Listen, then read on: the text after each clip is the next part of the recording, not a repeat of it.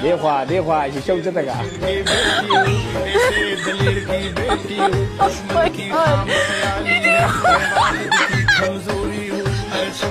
अस्सलाम वालेकुम वरहमतुल्लाहि वबरकातुहू।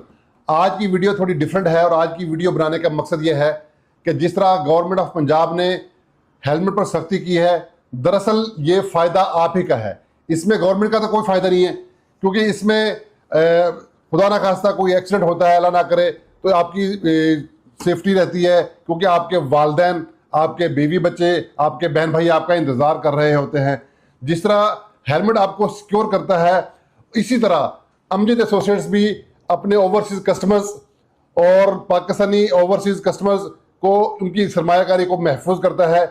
अपनी सरमायाकारी को महफूज करने के लिए अमजद एसोसिएट के साथ जो बाएतमाद इदारा है, आंखें बंद करके इन्वेस्टमेंट कर सकते हैं। जज़ाकल्लाह।